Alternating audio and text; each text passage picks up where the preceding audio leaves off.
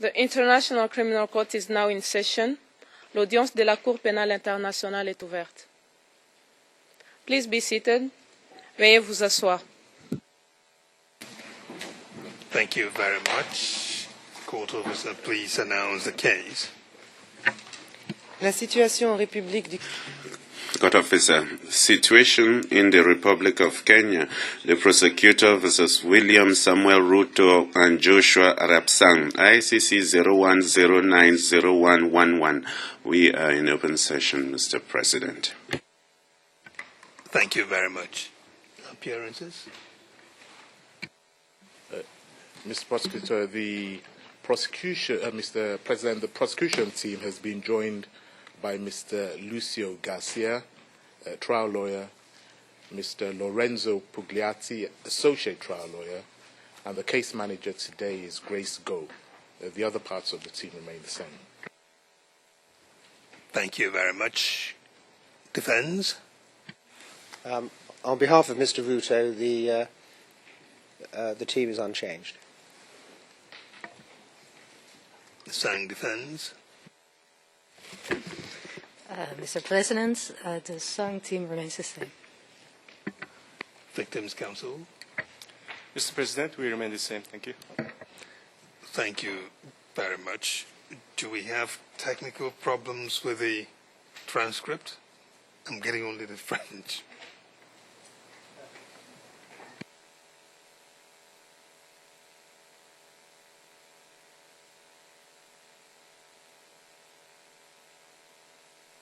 One moment, please.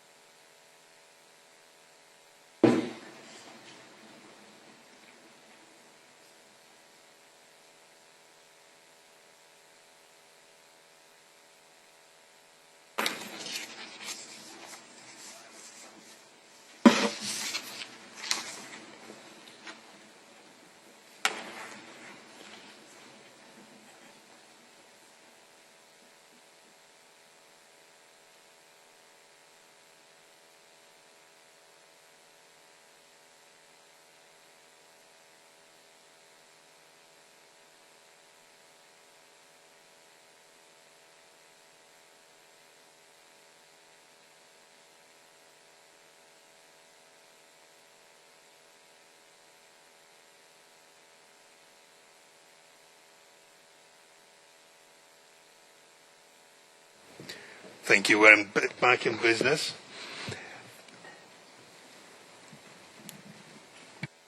So we will continue with the witness on the stand. The prosecution has re-examination to do. But before we do that, some sitting hours announcement. Today we will go through to 1 p.m. But then we will have only 1 hour lunch break from 2 to 3. We will adjourn at that time for the day. And on Monday as well, we will go until 1 p.m. and we adjourn for the day on Monday.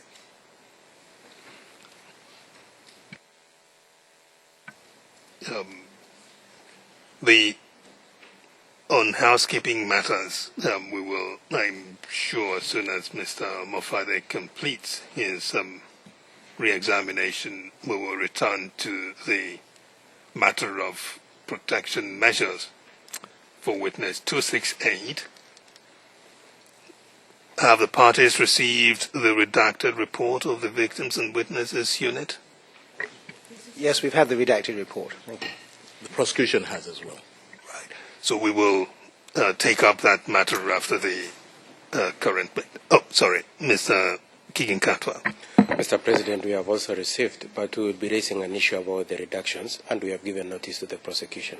Yes, I anticipate we will have litigation on the question generally of protection of the witness, and then if you have any other issue associated with it, we will discuss that at the same time. Mr. President, can I just clarify page 2 of the transcript at line 19? As I understood, Your Honour, we're going to sit until 1 p.m. We will then resume at 2 p.m. for 1 hour until 3. And then at 3 we will adjourn for the day. Is that correct? That's correct. I'm grateful. I just wanted to clarify the transcript. Your Honour, the other matter I've alerted my learned friend is after this witness, I'll be making a short application that may touch upon the schedule for next week, or at least for Monday and Tuesday. But Your Honour, I'll make that later with your leave, but just to give a heads up. Fair enough. We will now go straight to the prosecutor's pre-examination. Mr. Mofade, we are in open session. Witness, welcome back. Thank you for joining us, rejoining us today. Hopefully, this will be the very last stretch of your sitting there. You've sat patiently and answered questions. The prosecution promised that for 30 minutes they'll ask you questions, and that'll be the end of it for you. Hopefully that's the end of it. Thank you. Thank you. Mr. President, I actually anticipate that it will be less than 30 minutes. Thank you. Please proceed. Good morning, Mr. Witness. Good morning. I'd like to ask you a few questions about some matters that were explored with you by Mr. Hooper when he was cross-examining you. Do you understand? Yes. Mr. Mofade, you do know we're in open session? That's correct, Your Honor. And the questions will center around the rallies that you attended back in 2007. Do you remember speaking about that? Yes. The first rally, which was not fully attended, as you said, was a PNU rally for Mr. Sebi. Do you remember speaking about that?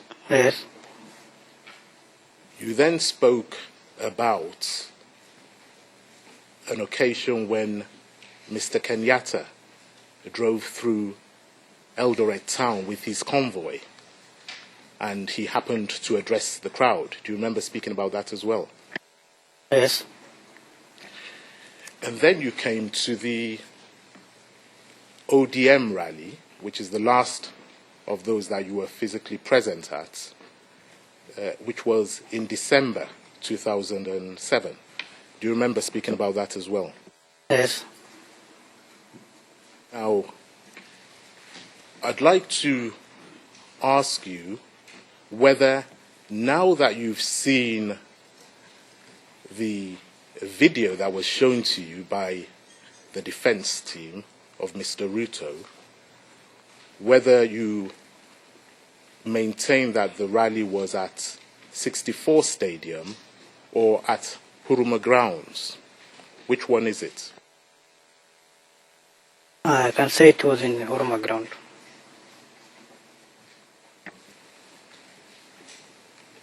Is there any doubt in your mind that you attended that rally? No doubt. I would like to say that all my mind and my recollections in mind, I had... Wait. The question the lawyer is asking you, has asked you, is whether you are sure that you had attended that rally, which you now say happened at Huruma Grounds. He's asking whether you are sure in your own mind that you were at the rally.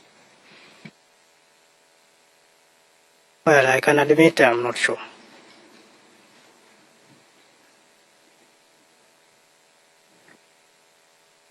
Well, do you have any doubt that you attended a rally in December 2007? I attended one, I remember, but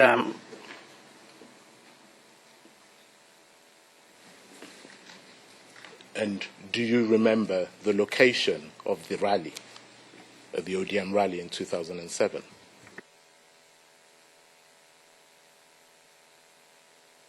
I remember I attended one, maybe.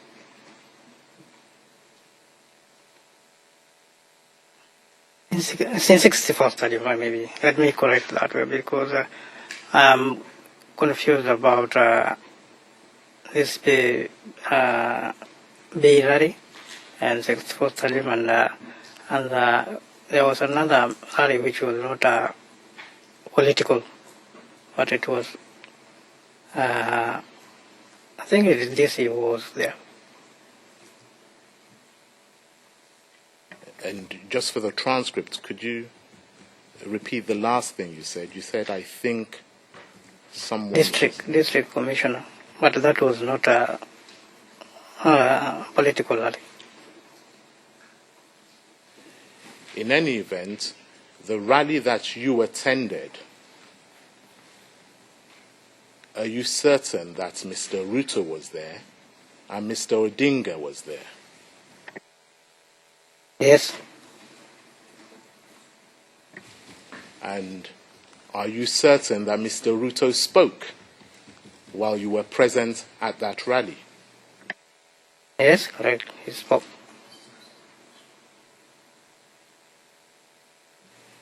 And I don't want to ask you about hats or hammers or garments like the defense has, but let's focus on the words that were said.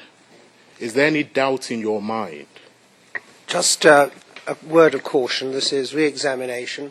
It's not a passport to leading questions, of course, and I'd ask my friend to be very cautious, given the evidence this witness has given. And also, counsel, re-examination should not be understood by any side as to be an occasion to shore up examination in chief. After cross-examination, re-examination should be an exercise used to explore new matters that came up in cross-examination that were not reasonably foreseen or foreseeable during examinations in chief. I bear that in mind, Your Honor, and this is all I propose to do.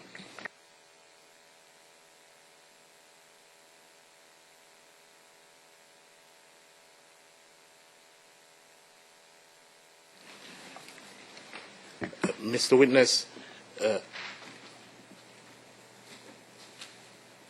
when you say you heard Mr. Ruto make the statements he made at that rally, can you tell us how the crowd reacted to this statement? I'm sorry. The friend, I appreciate his difficulty, but he hasn't taken on board the necessary limitations here.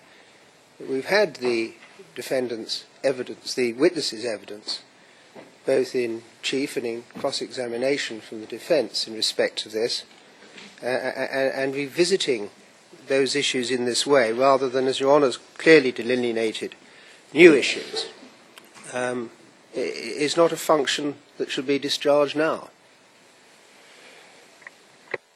Objection is sustained.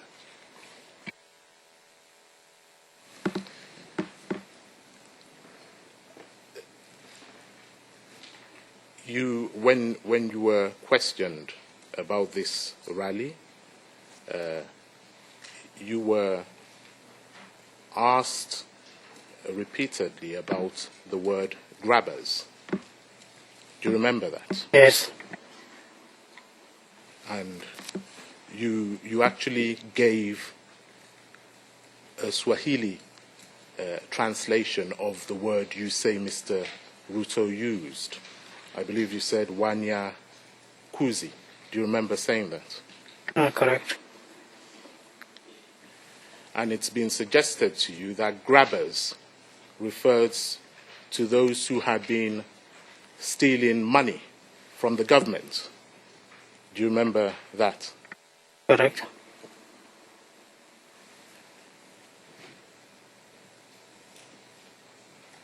But when Mr. Ruto made this statement and the crowd reacted, what did the crowd say? They reacted saying that Kikuyu should go back to Central. That one I remember. Because it was, even that thing spread so quickly that even after the 2 or 3 days, everybody used to say that in another term. And you know, just for the transcript, line 3 is they reacted saying Kikuyu should go back to Central. But I believe that witness that testified to that before now, wasn't that the case? Your Honor, I'm trying to elicit the reaction, the response to the suggestion that grabbers meant something else.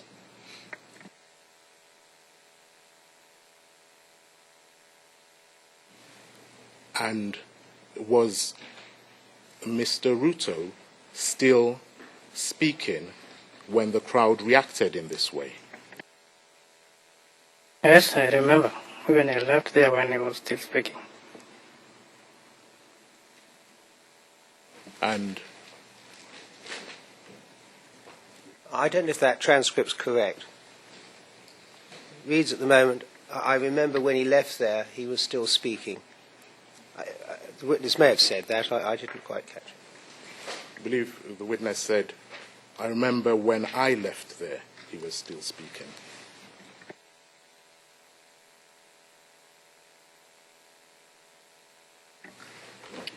And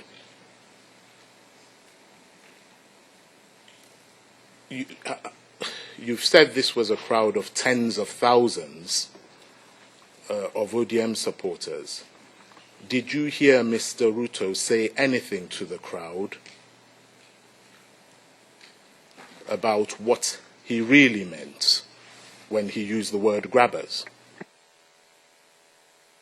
No, he never... Again, I'm sorry. I hope I'm not being over-intrusive. I know the question's been asked and the witness is about to answer, but these are all matters that my friend dealt with in chief. It's just repetition. Going over ground, broken ground largely. If there are questions arising out of anything new that's been said, then obviously this is the appropriate time to raise new issues, but just repeating myself. No, this is an issue that arose directly out of cross-examination. The word grabbers and the interpretation that was placed on it by counsel. And therefore, the response of the speaker is, we say, pertinent. Objection overruled. Proceed. And therefore, I'm asking you, Mr. Witness, when the crowd responded in this way, Kikuyu, go back to Central. Did you hear Mr. Ruto make any statement to the crowd clarifying what he meant? No. And where is the ancestral home of the Kikuyu? Central Province.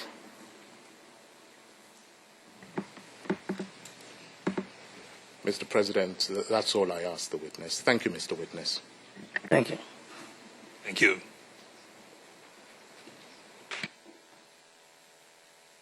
That will be it for this witness. Witness, thank you very much for being with us and answering the questions in the manner that you have done. We know you traveled a long way to come here. We appreciate your coming to assist us as best you can in our inquiry. You are now discharged as a witness in the case, and we wish you safe travels back. The blinds will come down, and the witness will be escorted out of the courtroom. May I say a word? Yes, please. Yes. Before I go, it is to me that maybe I offended anybody when I came here. I offended maybe anybody by my appearance. No. Okay, you did not offend anybody. Yes. Okay, sometimes when lawyers ask questions, witnesses may feel that way, but none of the questions that were asked of you were improper and did not suggest at all that you had offended anyone. So you need not worry about that. Thank you.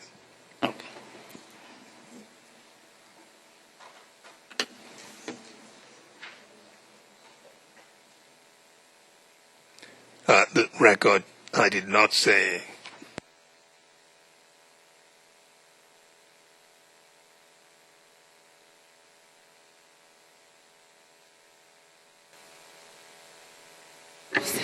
Nous sommes en audience publique, Monsieur le Président. Mr. President, we're in public session.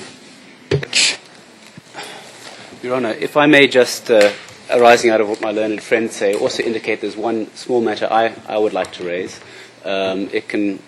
I'm in the court's hands as to when we do that. My proposition would be, though, that my learned friend did advise me approximately 20 minutes before we resumed that this application was coming. I know what it's about, but I don't know the substance. It is a matter which might require some preparation for a response. So might I suggest that if my learned friend is to make that application for the lunch adjournment, that the prosecution might respond after the lunch adjournment so we can at least have a chance to look over what it is he has to say. We are prepared to deal with the issue of the protective measures for the current witness immediately, though. Thank you, Your Honours. Thank you. You're quite far ahead of us. We do not know what Mr. Khan wants to talk about. But do you have any difficulty with him raising it now? Your Honours, I know you've indicated that even if he does raise it now, you will not be in a position to respond immediately. Your Honours, I have no problem with that. He might want to take some time to respond to what I have to raise too, although I've also only recently informed him of that. So it might be that we can each raise our issues and then have some time to consider and in the interim then deal with the issue of the in-court protective measures. Your Honour, I'm most grateful. I don't require time. My friend was kind enough to alert me just before the session about the matter that he intends to raise, and I can deal with that, in fact, immediately. So I'm in the court's hands. I would propose to raise my discrete matter now. The prosecution can then, of course, decide with the court's leave whether or not the matter is one that they can respond to immediately, or if they're in difficulties or need to consult with the prosecutor, there'd be no objections if they come back at 2 p.m. With their response, if the court is so minded. But it's quite a discrete issue. And I did raise the matter to the extent I thought necessary and available to me before the court sat.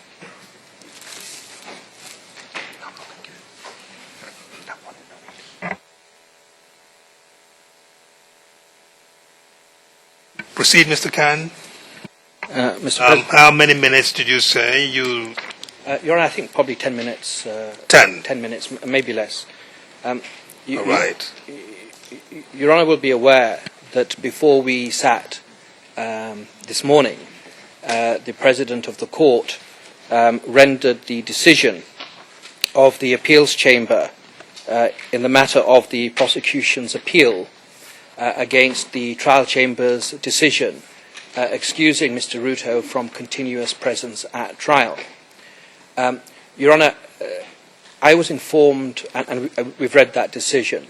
The decision, as Mr. President, Your Honours will be aware, upheld the issue of law that was contested, that the trial chamber do indeed have the discretion and the lawful authority to waive the attendance of an accused in particular circumstances.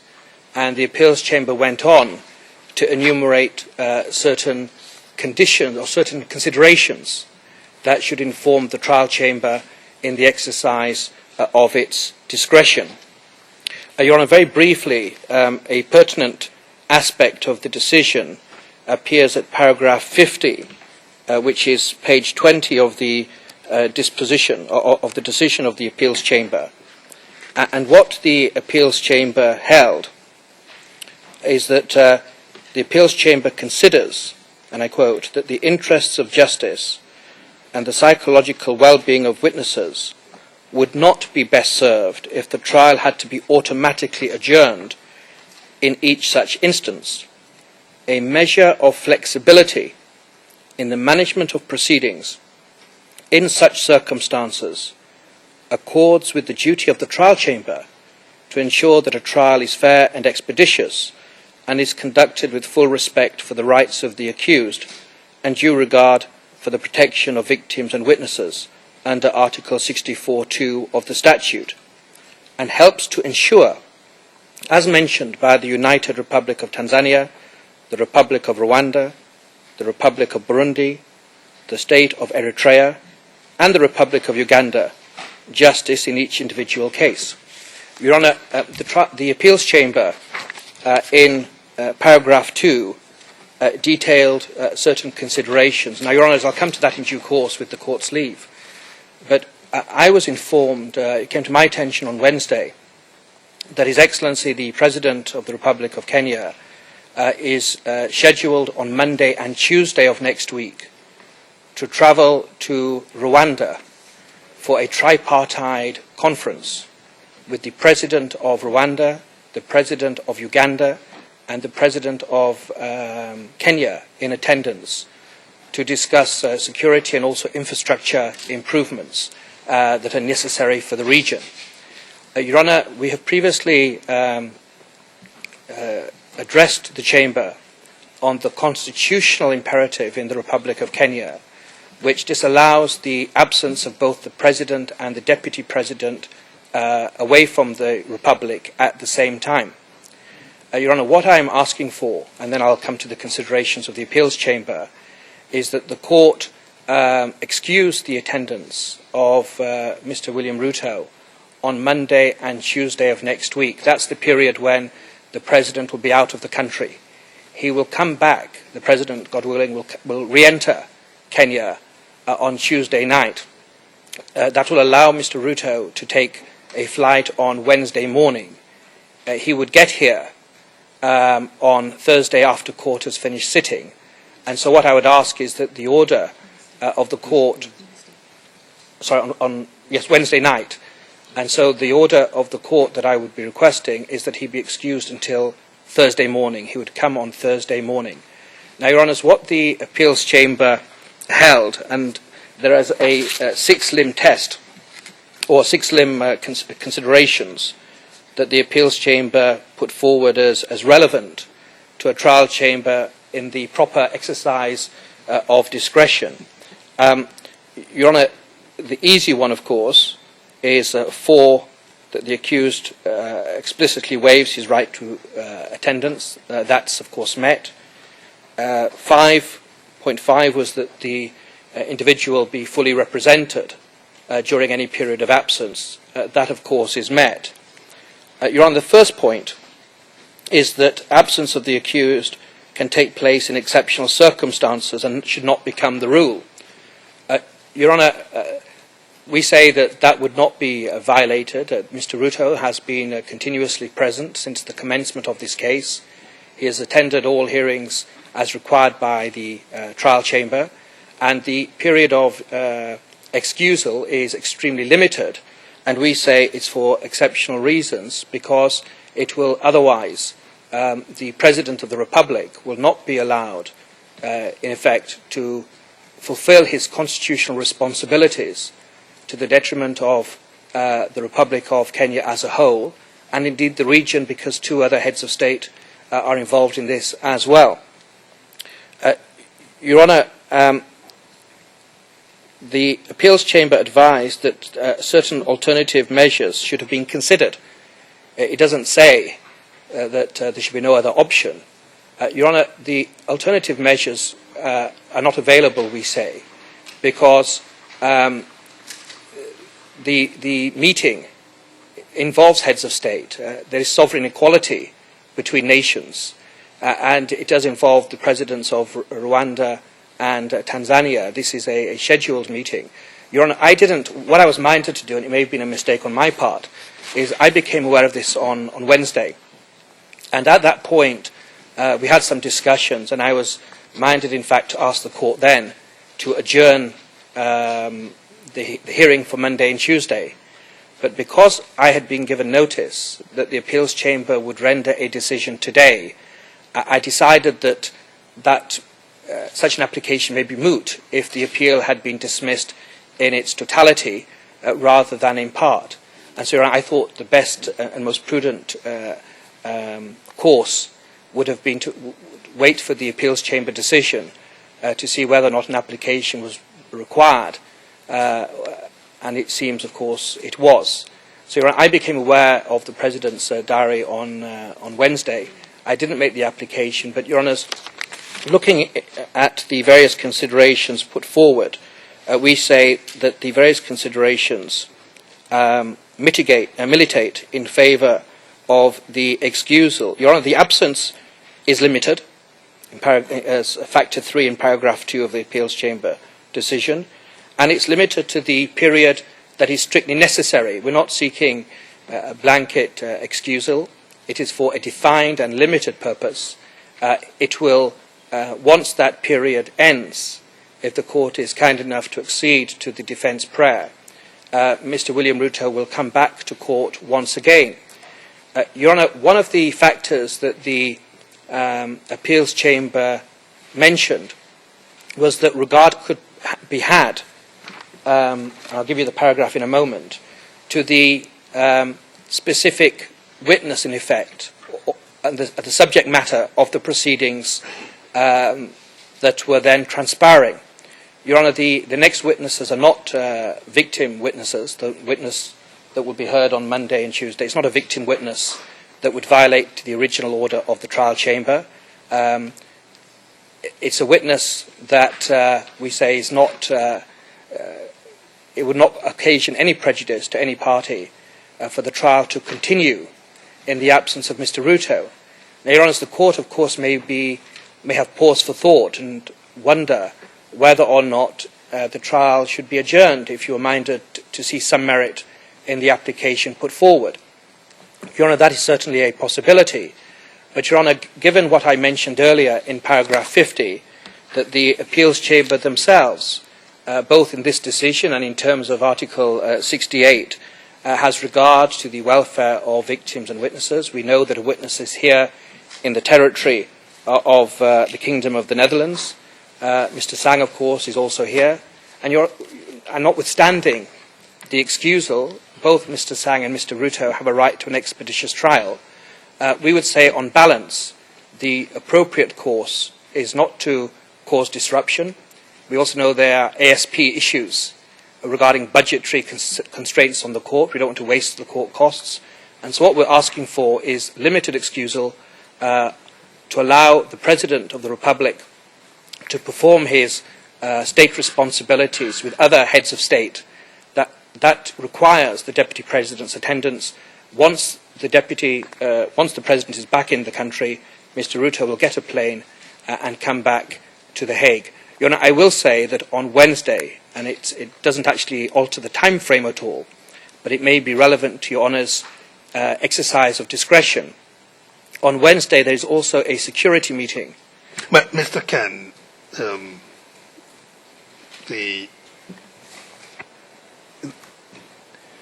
you might want to look at Article 72. The reason I say it, I had asked you before we started whether your application is something you want to make in the public, whether you want to make with the shades down. You prefer to make them in public. I look at Article 72 to see if they may have any bearing in when this sort of application is made, and in what forum, and what you may want to I'm grateful. discuss. The reason I say that is one word you used before I interrupted you goes straight to headline of Article 72. I don't know if it does. No, but Mr. President, I think I'm most grateful for your vigilance, and it may be more prudent, in fact, to go for a moment into private session. I won't be very long, but with your leave, that probably is the prudent course of conduct, and I'm grateful. Can we go into private session?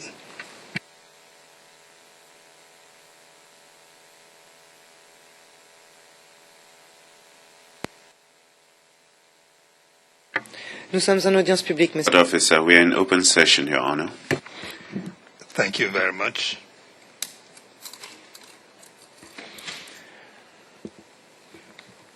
It has been brought to our attention that the defendant, Mr. Ruto, had granted an interview to a news outlet, in the course of which he made comments on the matters pending before the court. This is a matter that had arisen in the past, and the chamber cautioned that Mr. Ruto is to refrain from making comments to the press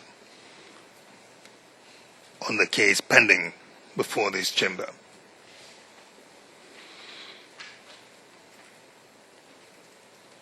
It has happened again, and counsel for Mr. Ruto explained that it was a mistake, and he, on behalf of Mr. Ruto, apologized without any